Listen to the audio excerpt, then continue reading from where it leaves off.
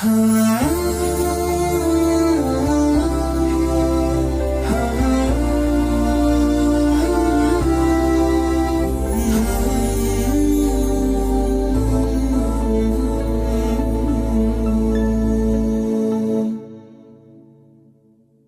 nërmëj që përshëndetje mirë se ritakojmë sërish në kjo është koha duke lutur Zotin që edhe kjo ditë për ditëve të muajit bekuar të Ramazanit ka qenë një ditë e bekat për gjithë ju dhe për gjithë besimtarët musliman. Ju ftoj të qëndrojmë së bashku për disa minuta në një temë e cila është e rëndësishme të ndalemi. Shpesh përmes garës për të fituar sa më tepër, asaj garës materiale ku është e lidhur me natyrën e njerëzit, harrojmë të kthehemi tek themelet e besimit ton, edhe ne që jemi agjërueshëm, edhe ne që besojmë. Prandaj sot do të ndalemi tek ato shtylla të rëndësishme të besimit, nga besimi në Zot tek pranimi i fatit, për t'i kuptuar dhe për t'i reflektuar në përditshmërinë tonë. Për të folur mbi këtë temë ne do të kemi sot një bashkëbisedim me një nga figurat më të rëndësishme të mendimit dhe aktivizmit islam në Shqipëri, me miftiun e Shkodrës, zotin Muhamet Sytari. Nderuar mirë se vini. Faleminderit për ftesën dhe kënaqësi sipërherë.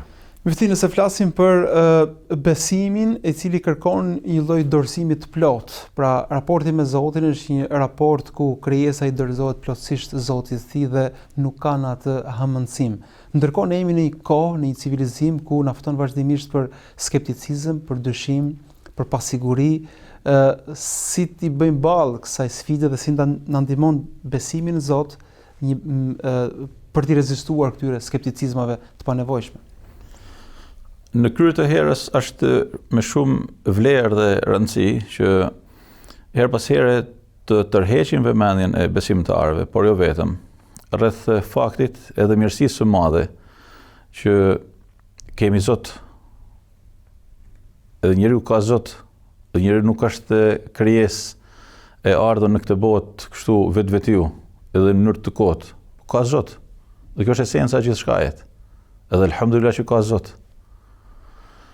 Dhe me thanë, po një gjoja para disa ditësh një podcast me një mendimtar edhe studius shumë të afirmuar në perëndim, doktor Jonathan Brown. E kemi pas për vizitë edhe në Shkodër, patjetër.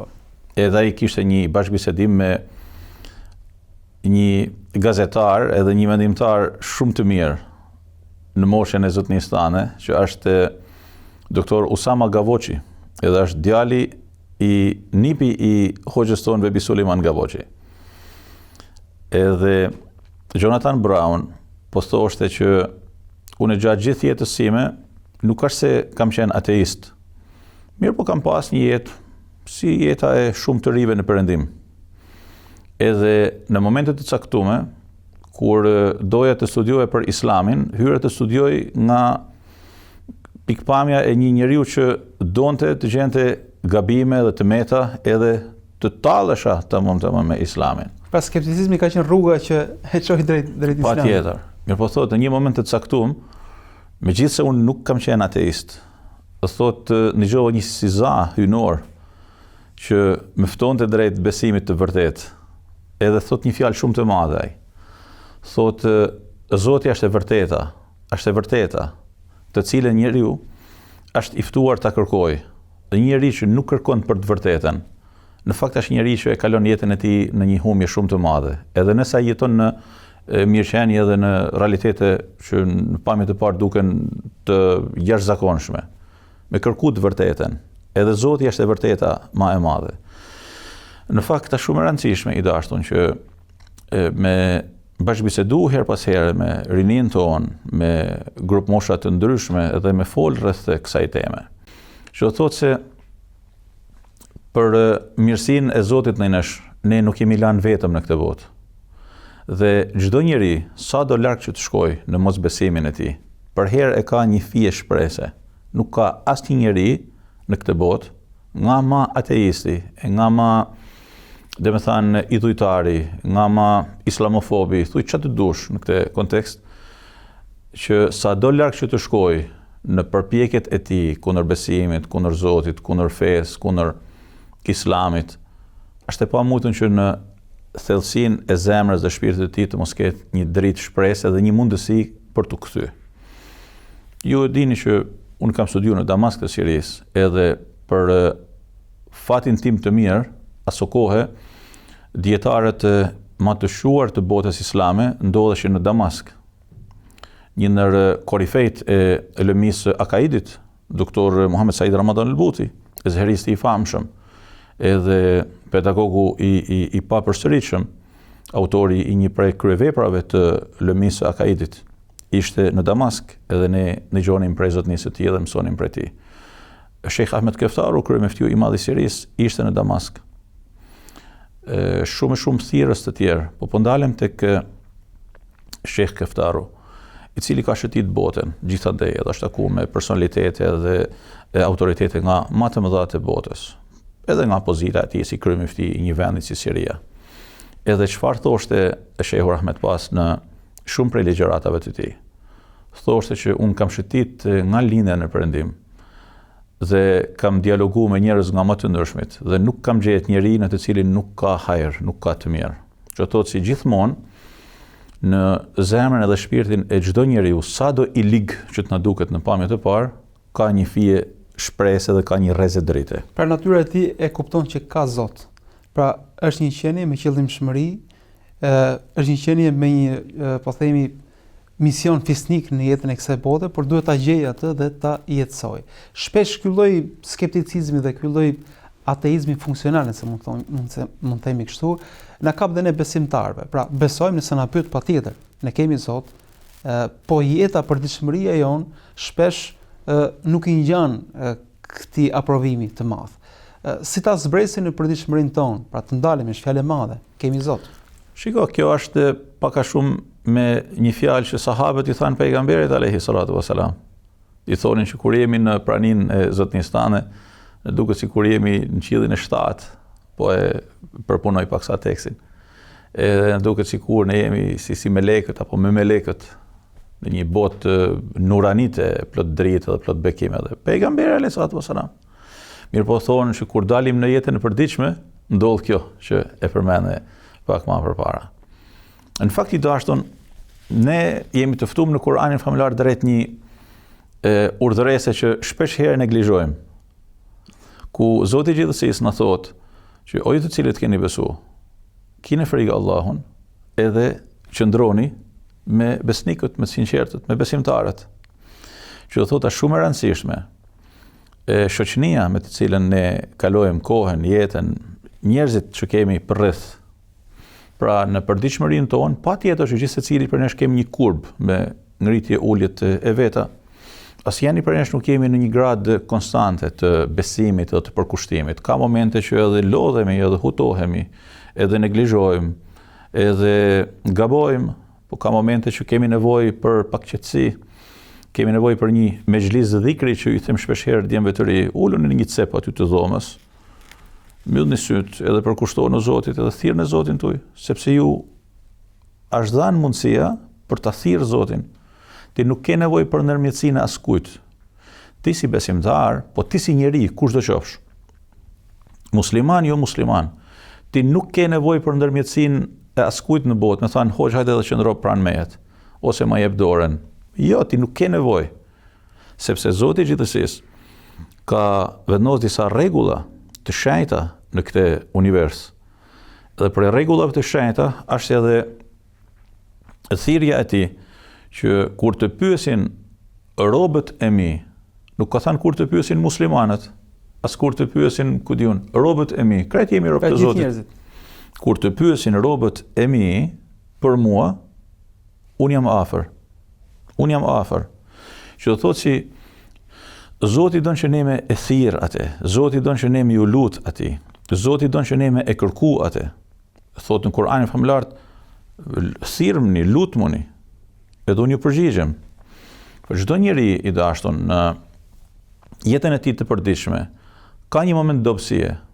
Edhe në atë moment kur ti mendon se krejt bota është kundër teje, edhe krejt hallet e botës të kanë kaplu, veç merr frym pa kthell dhe thuj o Zot. O Zot.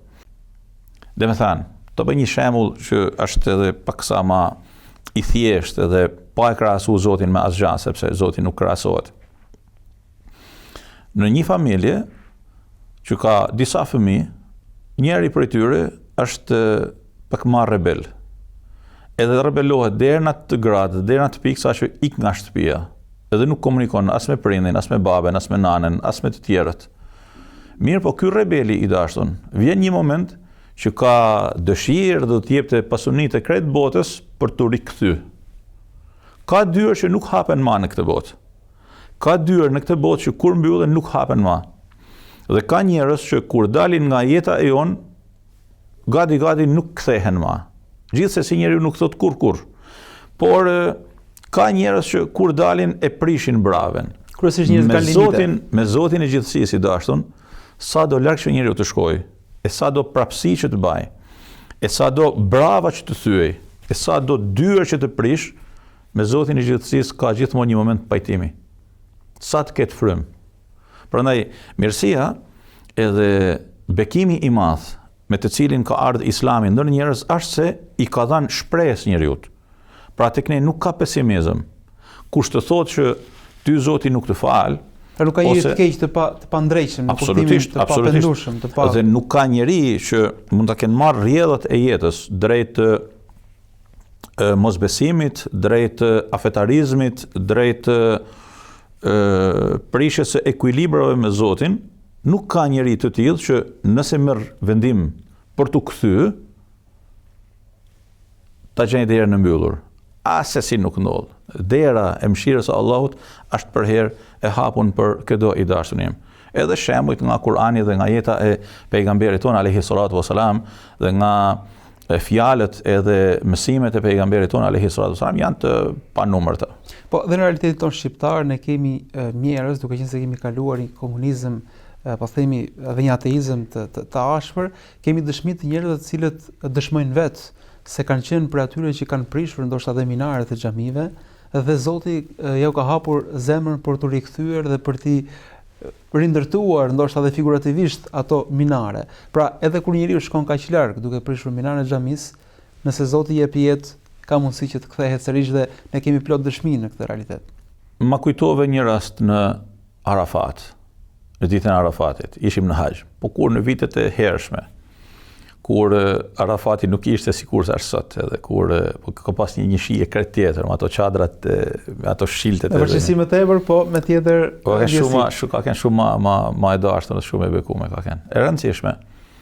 Një person që unë e njihja atë nga Shkodra, nga qyteti im. Ishte në një cep atje të çadrës edhe qante. Burri më shumë. Edhe lutej me shumë kështu gati me denes. Edhe mas disa momentesh, mas ja i qetësohet edhe rikthehet në natyrshmërinë e asaj dite, ai më afrohet edhe më kërkon një ner. Edhe neri ishte me bën një hatme Kuranit, domethënë bën një dua hatme, domethënë. Edhe i them patjetër. Thotë kam lexuar Kuranin tërësisht, plotësisht, edhe du që ta bëjmë një dua, apo du që zotnia jote me e bë duan. I them patjetër. Edhe e bajmë atë duan, edhe i prap kthehet duke qenë edhe ishte një moment shumë emocional edhe ke parasysh si është Arafati, krejt është emocion, është shpirt krejt është. Edhe në një moment unë e pyes atë edhe i them se si e shijove këtë edhe si e kalove këtë ditë, thot inshallah Zoti më fal. Po inshallah Zoti na fal, se kjo është ditë e faljes. Thot po ti nuk e din në kohën time unë s'kam lënë gjë pa. Unë s'kam lënë gjë pa. I them ke para njerëz? Jo thot. Ke fut njerëz në burgje? Jo, thot. Ke nda njerëz? Jo, thot. E i them tjerat janë shumë të leta. Tjerat janë shumë të leta. Po megjithatë atë e vrisën ndërgjegja, domethënë, për të kalumen. Mirë po ka qenë një moment shumë i bukur edhe nuk e harroj atë zotnin. Edhe për herë përmendi për mirë, po sa ka si ai zotni? E sa ka gra zoja të ndërume sot që janë udhëzuar në besim, që kanë pas një të kalume, të caktume. I dashur e mira e Islamit është se nuk gjurmon tek gjunahet dhe gabimet e tjerëve. Islami të hap derën dhe nuk thot si ishe, po thot mirë se ke ardhur. Pra nuk ka biografi me nuk biografi ka të mirë, biografi me njollë në Islam. Jo, në Islam ka mirë se ke ardhur, Ndonjëherë këta dinë të kthehen dhe më fuqishëm sepse e kanë provuar ndoshta të keqen, e kanë përjetuar shumë thellë dhe e përjetojnë shumë mirë dhe udhëzimin. Ka dy gjëra. E para, në Islam ka mirë se erdhe, në vendin më të mirë erdhe. Gati si mikpritja që i bajnë pejgamberit alayhi salatu wasallam në natën e Mirajit, kur në çdo derë prej dyrëve të qiejve thuhet meleku që pretësot mirë se ke ardhur në vendin më të mirë ke ardhur. E kështu i thuhet edhe çdo kujt që vjen në Islam, por nuk i thuhet se kush ki kenti edhe na trego pak biografinë. Jo, nuk ka biografi të zezë në Islam. Në Islam ka njeriu është i mirëpritun, është i mirë se ardhun, edhe ajo çfarë ka kenë mes ti edhe të kalumes është mes ti edhe Zotit të ti. Dhe ne përkundërzi jemi të ftuar që edhe nëse diktojmë një të keqe në realitetet tona, jemi të ftuar për ta mbuluar atë. Pejgamberi alayhi salatu wasallam thotë që ai që e mbulon një besimtar, e mbulon Allahun këtë botë edhe në jetën e përteme. Shumë e qartë është. Inkurajuese. E dyta është ajo fjalë e madhe e pejgamberit alayhi salatu wasallam që më të mirët për jush në periudhën e pre-islamit, ashtu jahiliet, janë më të mirët tuaj edhe në islam nëse e kuptojnë drejt fen. Ço do të thotë? Pra nëse e kuptojnë drejt se ku kanë ardhur, edhe ku janë, edhe e kuptojnë drejtësinë e islamit, edhe bot kuptimin e vërtet të islamit, me atë çfarë janë të aftë për të bërë, siç kanë qenë më të mirët e më të aftë dikur, janë sërish më të mirë dhe më të aftë në mesin tonë. Ju thatë se çdo kush mund ta lutës Zotin vet dhe do ta gjejë derën e tij të hapur pavarësisht sa larg ka shkuar. Absolut. Po ndërkohë përveç thirrjeve që ndonjëherë ne shpesh harrojmë t'i bëjmë, Zoti na fton çdo ditë. Pra na fton me muajin e Ramazanit, na fton me thirrjen e ezanit, na fton me kohën e haxhit, edhe duke sikur ndonjëherë dhe i kthejmë shpinën kësaj ftese dhe kësaj thirrje. Si duhet t'i përgjigjemi ftesës dhe thirrjes së vazhdueshme që Zoti përmes stacioneve të begative të ndryshme na fton për tek udhëzimi dhe tek mirësia e tij. Çdo njeri i dashur në momentin që hap syt në mes, është një sinjal nga Zoti gjithsesi që i thotë o filani, unë prap të dhash jetën, unë prap të ktheva jetën, sepse në momentin që shtrihemi për të pushuar dhe për të fjetë, gjumi është i çuditshëm, ka njerëz që nuk zgjohen më prej gjumit. Për momentin që unë edhe ti edhe të tjerë zgjohen, do thotë kjo është një sinjal nga Zoti që unë prap të dhash një mundësi, do ti prap largohesh, e habitshme. Ty të rreh zemra çdo ditë, ti sheh çdo ditë, ti ndëgjon çdo ditë, ty të funksionon trupi në mënyrë të mrekullueshme çdo ditë. Nëse flasim për, jam i sigurt që nuk do të mundemi të trajtojmë të gjitha shtyllat e besimit për shkak të minutazhit, po të ndalemi tek pjesa e profetit Muhammed alayhis salam dhe gjithë vargut të profetëve, si një prej shtyllave të besimit. Pra besimi nuk është thjesht ndjenjë, thjesht përjetim, po është dhe jetësim. Pra ne kemi një traditë konkrete nga jeta e profetit Muhammed alayhis salam, se si ta adhurojmë Zotin, se si të lutemi atij, se si ta jetojmë edhe jetën në mënyrën sa më të shëndetshme. Si duhet të jetë, po themi, modeli profetit Muhammed alayhis salam në vetet tona, në familjet tona, në shoqëritë tona. I dashur, unë edhe ju në këto momente jemi ul mi karriga që kanë 4 kam. Nëse njërin për këtyre kamve e presim apo çalon, ne nuk do të rrim komod. Shumë e thjeshtë. Allahu Azza wa Jalla na tregon në Kur'anin famullar një ajet kuranor që gati e lexojmë për çdo natë në namazin e yatsis. Ajetet të fundit të surës Al-Baqara, që pejgamberi alayhi salatu wasallam madje na udhëzon që ta mbyllim ditën me leximin e tyre. Edhe ka një mësim shumë të madh aty, kur thotë kullun amana billahi wa malaikatihi wa kutubihi wa rusuli. Pra të gjithë pejgamberët e mëparshëm dhe kështu thuj besimtarët janë të ftuar për të besuar në Allahun, në melekët e tij, në të dërguarit e tij, në librat. Që thotë se feja ose shtyllat e besimit janë një ligj hynor drejt të cilit Zoti i gjithësisë na fton që besimi të jetë në atë gradë sa njeriu të bashkëjetojë në komoditet të plot me besimin në Zotin dhe të vesh petkun e besimit për të një njeriu mëkams. atë që Zoti ka kriju për të ndërtuar jetën mbi baza të një vullneti të caktuar të Zotit të gjithësisë. Dhe natyrshëm që besimi në të dërguarit të Zotit është një ndër themelet kryesore të besimit tek ne në Islam.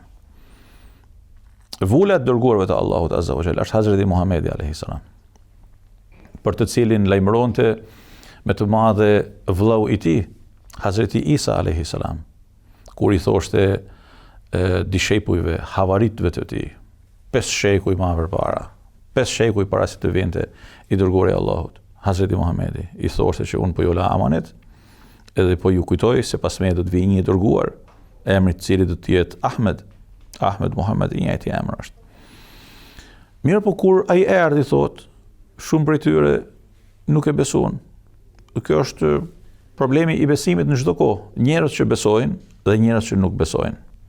Mirë po të vim tek thelbi i asaj që ju pyetni me të drejtë, si me e një dhe si me e jetu dhe si me e vendos jetën tonë në shinat e këtij besimi në dërguarin e Allahut.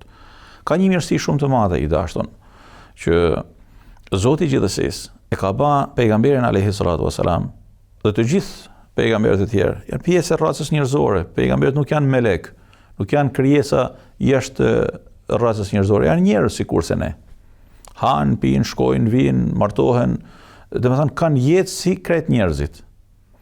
I ka veçuar Zoti me thirrjen hyjnore dhe i ka bërë shembulltyra për të tjerët. Që do të thotë, dhe po i referohemi pejgamberit ton alayhis salatu wasalam, e ka bërë shembulltyr sepse është më i përkryeri i racës njerëzore. Si me e kuptu këtë? Shumë thjesht. Në një klasë me nxënës ka gjithmonë një që është më i dalluar i të gjithëve. Në një shkollë ka një ekip që janë ajka e nxënësve të shkollës. Mirë po, gjithë secili prej tyre ka disa veçori ndryshe për të tjerëve. Për shembull, njëri është më i edukuar se sa të tjerët.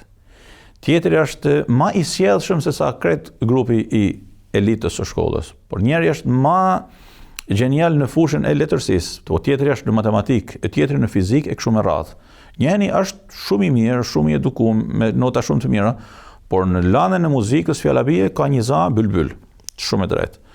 Kur vim dhe ulim këtë dhe e parafrojmë me besimin në të dërguarit të Zotit dhe e vendosim në kallepët e pejgamberit ton alayhis salatu wasalam, duhet me kuptu dhe me besu dhe me nu, dhe duke pa argumentet se ma i kompletumi dhe që i ka të gjitha cilësit e elitave të shkrime në personalitetin e tij është Hazreti Muhamedi alayhis salam.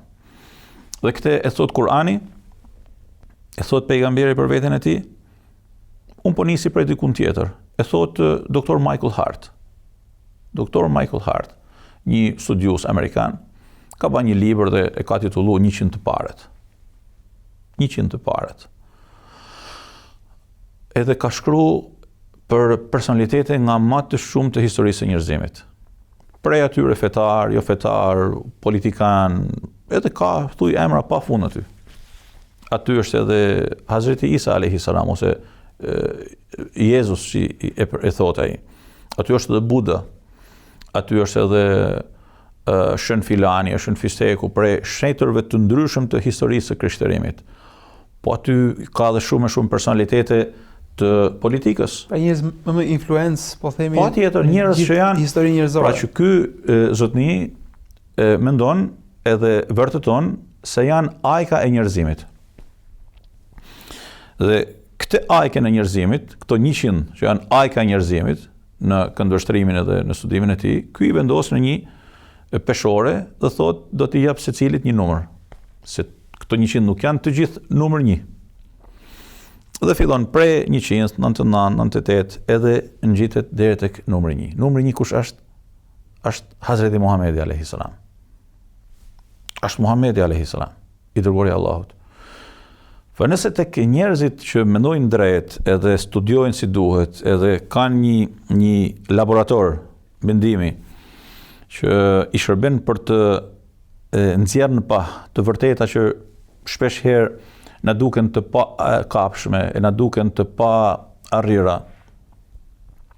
Nëse ky soi njeriu nxjerr këtë konkluzion, imagjino se çfarë mund të lexojmë pastaj në tekstet fetare. Për çdo kush që do jetë objektiv dhe i çiltër do dalë tek modeli profetit Muhamedit. Pastaj një koment thot unë ribotova librin sepse kam patur po themi hamendësime për vende të ndryshme, po për të parë kam qenë absolutisht ka bërë diferencë të jashtëzakonshme. Dhe jo vetëm Michael Hart i dashur, po ka edhe shumë pas tij, edhe në ditë të sotme, edhe në harkun e këtij shekulli të fundit, po thonë këtë harkor të 100 viteve nga dita e sotme, që patjetër kanë një vlerësim maksimal për personalitetin e dërguarit të Allahut Hazreti Muhamedit alayhis salam. Ti do të thosh pse? Ka një pyetje pse? A ndoshta për t'i bë qefin disa princerve arab dhe për të marrë të holla për shembull? Jo. Për t'i bën qefin muslimanëve anë mban botës? Jo. Se gati muslimanët e sotëm janë njerëzit më larg modelit të Hazreti Muhamedit alayhis salam.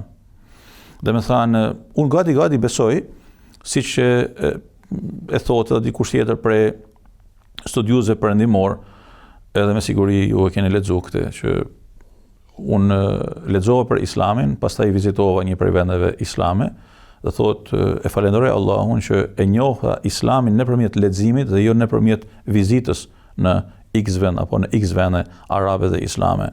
Sepse po të kishte qenë për pjesën e dytë, unë do të kisha dalë nga feja ose do të kisha qëndruar më larg fesë. Do të kisha qëndruar më larg islamit. Dhe më thanë, po të jetë përsjelljen e shumë prej muslimanëve të botës sot,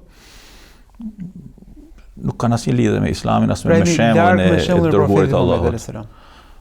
E ka bën Zoti pejgamberin alayhi salatu wasallam i dashur shembulltyr. Dhe e veçanta pejgamberit ton, e dërguarit të Allahut Muhamedit alayhis salam, është shembulli praktik. Pejgamberi flet, por flet pak. Madje prej mrekullive të tij është aftësia për të thënë shumë me fjalë pak. Madje e thotë atë më ka dhënë Zoti këtë aftësi. Më ka dhënë Zoti. Normale. Mirë po, ajo që pejgamberi din me bë më së miri, për te fjalës së duhun, në formën e duhun dhe në vendin e duhun, është shembulli praktik. Është i jashtëzakonshëm. Prandaj ti kënaqesh edhe mushesh me dashni dhe mushesh me një lloj emocioni që nuk e has askund tjetër kur lexon për jetën e dërguarit të Allahut. Është i jashtëzakonshëm, valla, e don me zemër, sepse shembulli i tij, mënyra se si sillet me çdo njeri, musliman, jo musliman, me të madhin, me të voglin, por deri me kafshën, po me natyrën, është e jashtëzakonshme, të bën me zorime e dashtë. Kësaj, them se është një mirësi shumë e madhe nga Zoti i gjithësisë, i cili na urdhnon edhe na porosit në Kur'anin familjar, që sa herë ne ndoshta me mendin tonë edhe me ato përfytyrimet tona, me leximet tona, mundohemi të shkojmë sa djathtë as majtas, nuk ka si shembulli i pejgamberit ton alayhi salatu wasalam. Pik. Dhe Allahu azza wa jalla thotë që ju keni shembullin më të përkryer në dërguarin e Allahut. Ato duhet që në këtë Ramazan prej lutjeve dhe prej duave tona të jetë edhe që Zoti të na mundsoj të jemi në shembullin e tij dhe ta jetësojmë më tepër këtë model, sepse po konstatojmë që jemi larg këtij modeli dhe pikërisht për këtë arsye këtu burojnë dhe shumë nga problemet tona individuale po dhe shoqërore me sa duket. Nëse ne dëshirojmë që të dalim nga rutinat ku jemi të përfshijmë, edhe dëshirojmë të lartësohemi dhe të arrijmë në gradet më të larta të dëshmorit si njerëz elitar, patjetër që duhet me bë këtë dua, patjetër. Bile jo thjesht në duan e iftarit, po kjo duhet të jetë në duat e praksyfyrit me kryer në sejdë, në namazet e natës. Vetë unë falenderoj shumë për këtë bisedë, për këto këshilla, për këto orientime dhe për këtë përfundim me cilën dolëm, i cili do duhet që ndoshta ta marrim si këshill praktike për t'u afruar më tepër me shembullin e profetit Muhamedit alayhis salam si individ dhe si shoqëri. Zoti shpërblet. Shumë faleminderit edhe ju dëshiroj çdo të mirë ju dhe kret atyre që na ndjekin. Faleminderit shumë. Miq, këtu e mbyllim edhe këtë takim të sotëm, ishim me Miftiun e Shkodrës, zotin Muhamet Sytari, ku folëm pikërisht mbi folëm shumë pak nga ajo që kishim programuar, kishim menduar të flisim për shtyllat e besimit, po na mjaftoi një prej cilësive, një prej shtyllave të rëndësishme që është besimi në Zot dhe natyrisht nuk mundëm që ta shtrerim të gjithën, po përfundimi ishte se sa më afër modelit profetit Muhamedit alayhis salam, sa më afër mësimeve të tij, aq më ndryshe do të jetë besimi jon, jeta jon dhe shoqëria jon. Unë falenderoj që na ndoqët dhe mirë takofshim. Ah